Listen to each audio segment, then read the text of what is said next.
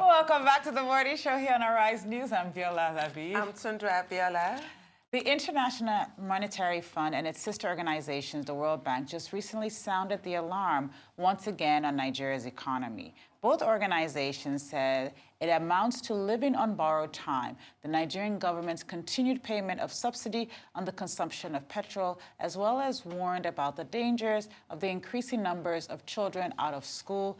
At home here, more and more households are going into poverty as opposed to being lifted out of it. The cumulative impact of this situation is going to occupy us for some time as we wind down on the discussion. And for that, we're now being joined by Dr. Maymunah Kadiri, a neuropsychiatrist who will be looking at the psychological impact of an economy in decline on the citizens of Nigeria. Good morning and welcome to the show. Good morning. It has been it has been a very interesting morning. We started talking with the around the issue of insecurity, especially in the Northeast, in the South. So insecurity is a big issue in Nigeria. But one of the other big issues in Nigeria is actually the rate of suicide, which also the World Health Organization has also sounded an alarm and said that Nigerians are not doing enough to have a conversation around the rate of suicide. We're the 5th ranked country now when it comes to suicide in the world, when it comes to suicide. How have we gone from being one of the happiest countries in the world to now being the 5th ranked country when it comes to suicide? Of course, every one of us comes from a primary unit, which is the home. So we can't talk about an individual in the society, in the office, in the communities without talking back, from where the person came from. So our home front really needs to be looked into. The issue of we being the happiest people in the world, every time I look at that research, I'm like, was this an abnormal thing? Or was it overgeneralized? Were we really the happiest people in the world? Or it was what the media wanted to see? Well, that was the research anyway. So things can happen from 0 to 100 in seconds. So if we are seeing this increase or we are seeing this appearance that Nigerians are getting more depressed, suicide is on the increase, it's more of we are becoming aware more of the situation and difficulties people are going through rather than just sweeping it under the carpet. The conversation hasn't yet reached where we would love it to be, but at least we've started the conversation. People are beginning to talk about it. People are beginning to come out and say, yes, I feel depressed, though we still have some people playing pranks online, trying to manipulate others. But truly, when we look behind the scenes, especially for those that are in practice or doing researches, we are seeing some level of awareness, and it is really worrisome because the suicide we do here on a day-to-day basis online, we all assume is more among the adults. It's commoner among our teenagers. Which is quite worrisome. Because these are our future leaders. These are the legacy we want to leave behind. These are the reasons why parents are running from pillar to pole, trying to make all ends meet. And then you want to ask, why are our teenagers getting more depressed and harming themselves? What are we doing or what are we not doing well as parents, as guardians, as teachers, as religious bodies, as government? Because it's all encompassing. No one should be taken away from this circle. Because it takes a whole community to ensure things work. So the poverty we're seeing, the insecurity we are seeing, the decline in all the regular infrastructural things we're supposed to see, children out of school is more in Nigeria, in the whole world. It's really terrible. Then where do these people go to? What is their safety net? Where are the safe spaces they can get to come from? So we are still going to see an increase. Oh, dear. Yeah. You just raised the issue of teen suicide, which is a growing international phenomenon. It's not just Nigeria, because of pressures, academic pressures, the feeling of hopelessness, all the insecurity in the world, the economic downturn that their parents go through, issues like sexuality, pressure on social media, feelings of inadequacy, all of that adds this pressure. But I want to ask you about the role of social media. So you mentioned that people are now talking a lot more, that survey that was done saying that we were the happiest people, it might have been our typical culture of saying my enemy has a headache instead of saying you have a headache. You cannot bear to say anything you think is negative about yourself. You say my enemies, but there's some kind of denial. But that phase is over. People are expressing themselves more. But in that self-expression, it's causing more suicide ideation. It's causing more incidents of suicide. So rather than expressing people's depressed thoughts and finding comfort or what have you, it seems to, once it's been expressed, it's out there. From thoughts to words to action. And that's what we call the Waders effect. So Waders effect is also known as copycat suicide. So to the layman, it's very easy to say copycat suicide, whereby an incident of suicide reported in the media can lead to further increase. And that is why we really, when it comes to intervention in suicide cases, the media play a very paramount stake in it. Because in reporting it, in explicitly saying how the suicide happened, shouldn't be. Because it gives idea. It gives idea, and you don't know who is already on that fence waiting to, take his or her life, and then it's like, oh, this was how this was reported, this is how, and that's why a particular insecticide is really, people are really purchasing it. Whether it's that insecticide or not, people go and get it, and then they will use the name. So people are advocating the government should take it out, but the truth is that it has its benefit in real time. But now we do know one of the normal ways people take their lives is through insecticide, firearms, and all that.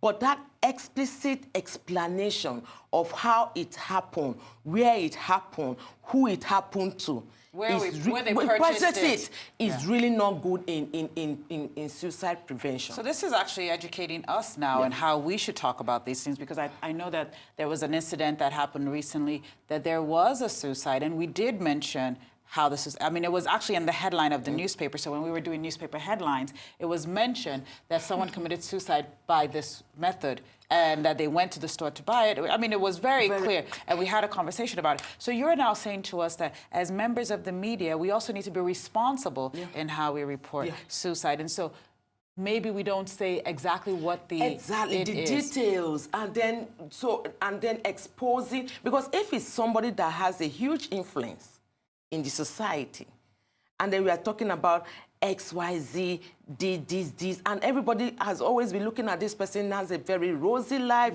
very happy, then all of a sudden, this happened. They are going to tell themselves, oh, if that person could go through this and this happened to him or her, then who am I? I have nothing to lose. It does further reenact the situation, and then people then begin to start having that thoughts and then action and execution. So it's a process. All right, Doc. So we talked about the economy, the recession we have. We talked about the fact that there are people sliding into poverty every minute of the day. There's malnutrition in the land. There's sickness in the land. I mean, one of our guests said someone banged on his door with a rock in hand, saying, "Give me money." This is what we're confronted with every day in Nigeria. How do people rise above this and keep sort of a positive outlook, or or how do we know if we're depressed or we're not depressed? Financial crisis, issues with war, issues with death of a loved one, divorce, those top the list of major stressors in life that can easily make somebody go into depression or have a mental illness. The truth about depression is that it has come to stay, that it is not a respect of anybody. It cuts across all communities, all genders, races, religious groups. So you can't say because I am this, I am Maymunah, who is a Muslim, a psychiatrist. I can never have depression. It doesn't work that way. So it can happen to anyone. There's no vaccine yet for it. So people really need to now start paying attention to themselves, be aware of who you are, what are your stressors, to your family members, to your friends, and to your colleagues in the workplaces. Because if you take an individual away from his home, it's either in the workplace, in the society, or somewhere else. So that individual is the same person that goes through all that. Some people have it all rosy at home, and the workplace is hostile. While some people, the home environment is really toxic, and the workplace is their SOCOM, and their good place, and their happy place. So they need to also understand how people are dealing with challenges. So the first thing we need to understand is, can we create a platform where people can freely speak up and speak out? That way, it will reduce the stigma attached to mental health and mental illnesses, and we'll begin to normalize mental health. So that people can come out and say, look, I'm really stressed. I think I have depression, but I don't know, but I need to go to the hospital and go and assess myself. And people won't look at him like, oh, wow, has he reached that stage? So that will give room to early intervention. It's because we don't intervene on time. People come at the point where there's already a crisis that we are beginning to see all these challenges. Because we are faced with general lack of amenities, no good roads, no good health facility, bad issues everywhere.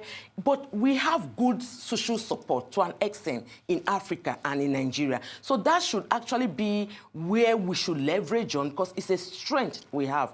But because of we are not talking, and we are not encouraging people to talk, and we are also not listening non-judgmentally to people. We listen to people to respond, but we do not listen to understand their issues. And it's a trainable skill that we all need to acquire. So when somebody comes with his or her own issues to discuss with you, you don't trivialize it, you don't just wave it aside, and then let the person, and tell the person, look, oh, all Nigerians are depressed. Your case is very small. Let me tell you mine. That's an excellent point, because I was recently participated in this conversation, which I really regret, actually. What does depression look like? Because some people were saying, I have had suicidal thoughts. The only thing stopping me from doing it is the prospect of traumatizing whoever will find my body. And some people's response was like, then you're not really depressed. You're not really suicidal. Let me tell you, if you were suicidal, you will not think that way. You will just do it. And I'm like, what does depression look like? Good. So depression, as we all sitting down here, no one can say, oh, she looks depressed, she looks happy, she looks... No, it's not, it doesn't show in the face. And we even have smiling depression. So that smiling depression is putting up appearances, you're very happy, but deep down you're depressed. So depression doesn't have any particular fishy. The only thing you will understand that this person may be going through depression is the word change. What has changed in that individual that's making him or her behave somehow? So it's the behavioral manifestation that you can say. If you really know that individual well, or is somebody that's an acquaintance that you've noticed for some time, that ordinarily maybe was very boisterous, very happy, then all of a sudden is withdrawn. So the typical symptoms of depression you would notice in someone is that the person is looking sad or moody, which is not really showing. If with my makeup now, you can't say I'm depressed, truthfully. So, but it is sadness that's ongoing for a minimum of 2 weeks. So people normally use the word, oh, I'm depressed, maybe because they are sad for one reason or the other. They aren't depressed. Depression must be diagnosed and must be clinical depression. So sadness, ongoing minimum 2 weeks, low energy level, ongoing minimum 2 weeks, and loss of interest in things ordinarily you love to do. But these are things and symptoms that people will express to you. But the behavioral manifestations will be weeping spells. Maybe the person just cries for no reason, or there's a reason for him or her crying, but crying more than the bereaved. Like, it's not like wailing, wondering, okay, what's happening? This wasn't supposed to be like this. It's triggering something. Exactly. Or a change in personality. Maybe the person now has this outlook of looking disheveled from time to time, like it's not looking well-dressed all the time. Maybe may wear a tie, not properly well knotted, or she will wear, or wear dress but wear slippers. So things like that. Or anger starts getting angry easily, even sometimes getting to an outburst or even throwing a tantrum. Or it may not get to that extent, but the person may become now withdrawn to herself. Maybe that is the kind of person that every Saturday she must attend to 301 base. Now she doesn't even pick up calls. So I tell everybody, for any reason someone is going through depression, it must not necessarily explain or tell you this is what is happening. But if somebody is no longer picking your calls, if somebody is no longer coming to the table to have breakfast, lunch, or dinner, or the office coming together to talk, if somebody is no longer having the team spirit in the workplace, ordinarily he or she brings to the table, if somebody is no longer coming out socialize the way he or she used to do before, if somebody is now getting angry on unnecessarily throwing tantrums, or even for no reason seeing everything negative, this is what, no, are you sure? Doc, I want us to talk about one thing before you leave, and that is the increasing use of alcohol and drugs in our society. Are you people self-medicating? What is going on? Why is there such a jump in? And what are they self-medicating for? Most times it's anxiety and depression.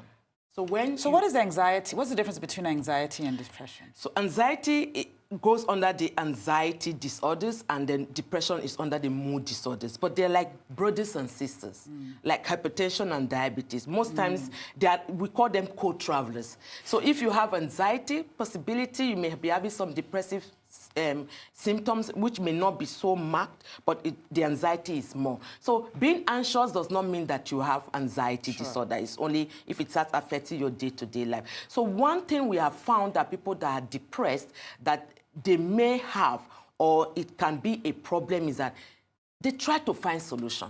They are not happy. They can't really function maximally the way they used to function. So they just need something to take away that sadness, make their energy come back, and it's very easy to purchase any substance, whether it's cigarette, whether it's alcohol, whether it's a small shepe or gogoro, whichever one.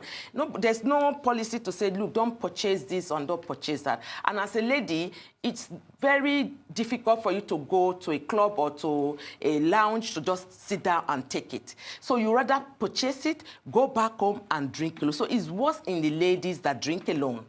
The guys can come together and they'll be drinking, and one of them will say, look, hey, you've reached your limit, you can't drink anymore. So it's self-medication that they're looking for, just to get away from the pain, just to alleviate their symptoms, just to be able to function, because temporarily, it will relieve the symptoms. You feel good, you feel happy, you'll be able to do a lot of things, but alcohol is a depressant.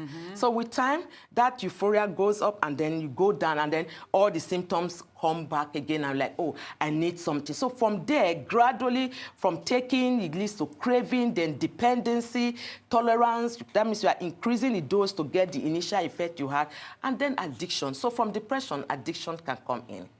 So it's huge. And it's because we are not talking. So we really need to begin to talk, to change the narrative, so that every person can seek for help and get help from the right places, the right people, and of course the right time, and that time is now. What an important issue. I feel like we could spend a whole hour. We really could. We really could spend a whole hour with you. Yeah. We're definitely going to have to bring you back, because this is really, this is a recurring issue that we're seeing, and it's not going anywhere with our economy. So thank you so much for being here.